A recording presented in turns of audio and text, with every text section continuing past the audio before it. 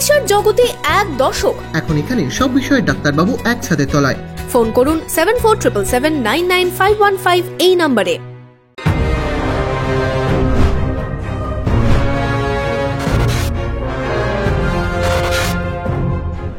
Laptop, desktop, CCTV, printer, AC, HP, Dell, Canon, CP Plus, Hikvision ইত্যাদির authorised dealer টেলটা computer, Khagra, Baharampur. আমাদের HP showroom এখন রানীবাগানেও।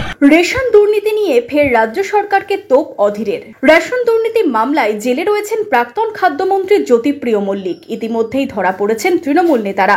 তবে এই নিয়ে অধীরের নিশানায় ফের মুখ্যমন্ত্রী তথা তৃণমূল সুপ্রিমো মমতা বন্দ্যোপাধ্যায়। অধীরের দাবি, রেশন দুর্নীতি তো হিমশৈলের চূড়া মাত্র। দিদির জ্ঞাত অবস্থায় এই লুট হয়েছে। এটা পরিকল্পনা করে লুট বলেই দাবি বহরমপুরের প্রাক্তন সাংসদের। অনেক আগে বলেছি, যখন রেশন দুর্নীতিটা হয়েছিল আমি তখন একটা কথা বলেছিলাম। আমি বলেছিলাম, বাংলার মানুষ আপনারা কয়লা চোর দেখলেন, পাথর চোর দেখলেন, গরু পাচারকারী দেখলেন, সব কিছুকে ছাড়িয়ে যাবে। শিক্ষক নিয়োগের দুর্নীতি দেখলেন, সব কিছুকে ছাড়িয়ে যাবে। ম্যান অফ দ্য ম্যাচ হবে এই জ্যোতিপ্রিয় মল্লিকের এই চৌর্যবৃত্তি। কিছুই বার হয়নি, টিপ অফ দ্য আইসবার্গ। এ বাংলায় বছরের পর বছর ধরে এত হাজার হাজার কোটি টাকা রেশন, সেটাকে বসে বসে কাগজ এদিক থেকে ওদিক করে পড়ছি ঘুরিয়ে চুরি হয়েছে। এটা টিপ অফ দ্য আইসবার্গ, বরফ শৈলের এটা মাথা। Jyotipriya Mallick man of the match হবে দুর্নীতিতে।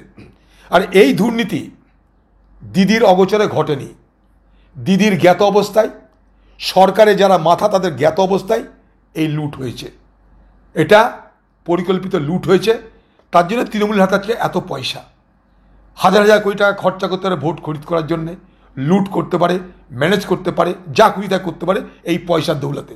আর সেই পয়সার যেগুলো সোর্স, উৎস, সেগুলো হচ্ছে এই সমস্ত চৌর্যবৃত্তি।